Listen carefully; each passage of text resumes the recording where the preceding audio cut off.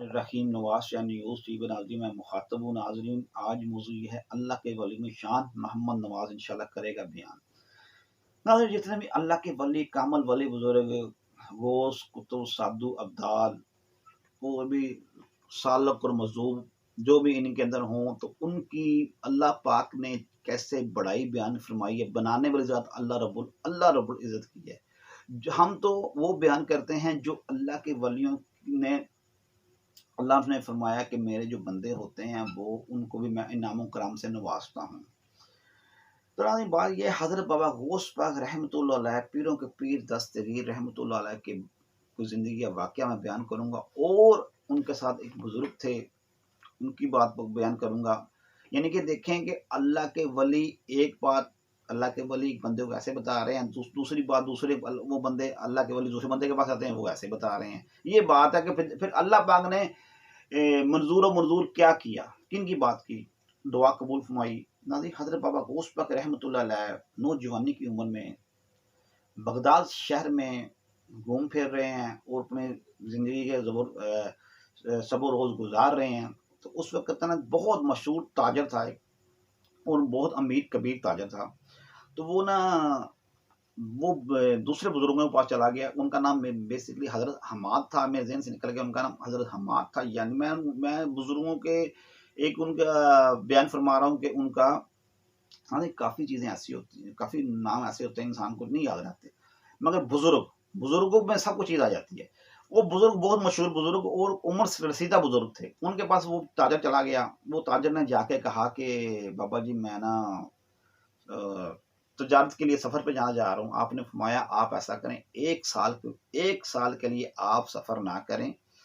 आप कत्ल हो जाने के आपके चांस है कि आपको वहाँ पे से कत्ल कर दिया जाएगा, आप कत्ल हो जाएँगे। आप 1 साल के लिए ये क्या कहते हैं सफ़र ना करें।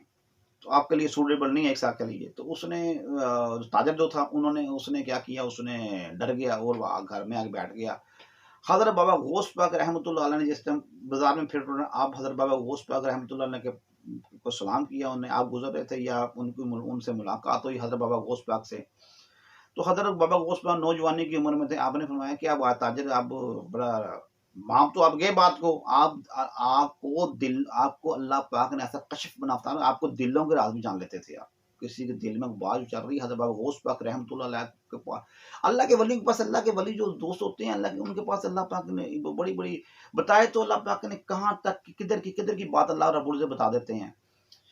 तो तो ना अल्लाह पाक बताना चाहें तो वो सामने बैठी चीज़ बड़ी चीज़ नज़र नहीं आती नाज़रीन। किस टाइम ऐसे होता है इंसान अल्लाह के बुज़ुर्ग होते हैं उनके सामने कोई चीज़ भी नहीं कि वो इतनी किसी और जगह पे ध्यान उनका चाह रहा होता है कि दुनियादार का बंदा भी चाहे बुज़ुर्ग लगा ले। किस टाइम सामने बड़ी चीज़ नज़र नहीं आ रही होती तो किस टाइम इंसान कहीं की बात सोच रहा होता है। इसलिए जो अल्लाह के कामल वली होते हैं इनमें भी ये निज़ाम होता है कि किसी टाइम उनको अल्लाह चाहे तो हज़रत बाबा गौस पाक रहमतुल्लाह अलैह आपका तो मकाम भी मर्तबा भी आला। फिर पर हज़रत बाबा गौस पाक पीरों के पीर दस्तगीर जिन्होंने कितने साल बेड़ा समुद्र में से बाहर निकलवा दिया था, जो गुमा हुआ बेड़ा था।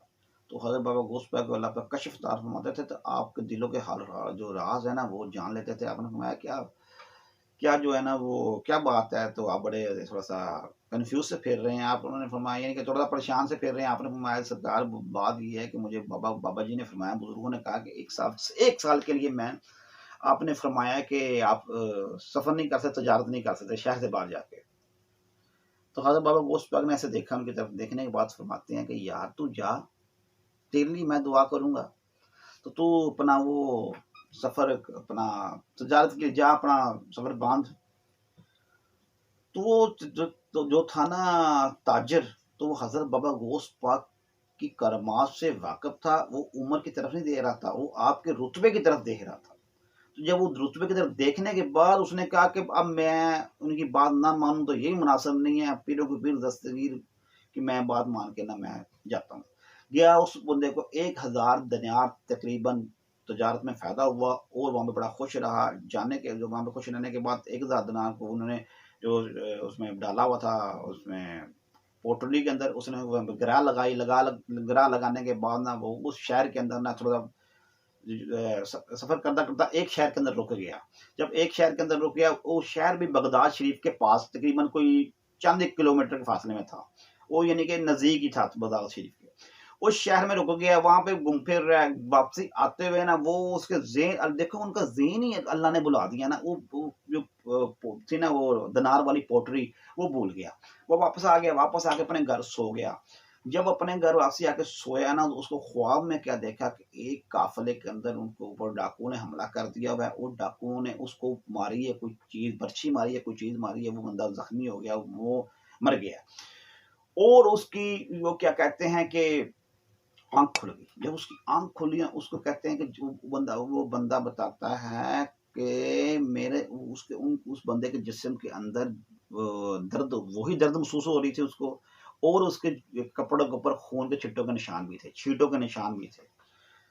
तो जिस वक़्त ये मामला उसने माजरा हुआ, तो वो बंदा उठ के दबक के बैठ गया, पानी-वानी पिया। उसने कहा यार ये माजरा क्या है? फिर उसको फौरी याद आया, यार मैं तो पोटली वहाँ पे भूल आया हूँ। सामान अपना देखा, सामान के अंदर वो पोटली नहीं थी, वो जो दिनार वाली। उसने कहा सुबह होते ही मैं भाग के उधर से अपनी वहाँ पे शहर के नज़दीक, यानी कि शहर के नज़दीक ही था एक शहर। तो वो यानी कि चंद एक किलोमीटर की मसाफत में था। वहाँ पे जाके वो पोटली लेके आ गया। तो वो जैसे वक़्त वहाँ पे देखा, जाके पोटली वहीं पड़ी हुई है, जाके वहाँ पे पोटली लेके आ गए, उसने अपने घर में रखी। उसने कहा अब मैं ऐसा करता हूँ कि बाबा जी से जाके मिलता हूँ, तो उनको जो है ना सारा वाक़या बयान करता हूँ। उन्होंने कहा कि मैं किन के पास पहले जाऊँ? उन्होंने कहा कि मैं ना जो उम्र सीधा बुज़ुर्ग हैं, मैं उनके पास ज़्यादा जाता हूँ, बाबा गौस पाक के पास बाहर बाद में आ जाऊँगा, उनके पास पहले चला जाऊँगा, क्योंकि वो उनकी उम्र भी ज़्यादा है। जब उस उनके पास जाने के लिए उस बंदा बाज़ार में निकला है, उनके हुजरे के पास, आस्ताने के पास, वो अभी जाने के लिए बाज़ार में निकला है, तो वो वही बुज़ुर्ग जो उम्र रसीदा बुज़ुर्ग थे, वही बुज़ुर्ग ने आवाज़ मारी। उन्होंने कहा बात सुन ले, दूर से ही, मेरे पास में नहीं, दूर से। उन्होंने कहा जो पहले तू हज़रत बाबा गौस पाक के पास जा, जिन्होंने तेरे लिए तकरीबन 17 दफ़ा दुआ की है, पहले तू उनके पास जा, बाद में मेरे पास आई। नाज़रीन देखें, बताने वाले बता रहे हैं, तो भेजने वाले भेज रहे हैं और पहरा भी दे रहे हैं। बताने वाले बता रहे हैं, भेजने वाले भेज रहे हैं, जो पहरा भी दे रहे हैं उनकी जान का और उसके माल का, कि मेरे भरोसे में तू, अल्लाह के भरोसे में मैं तुझे भेज रहा हूँ, तू जा।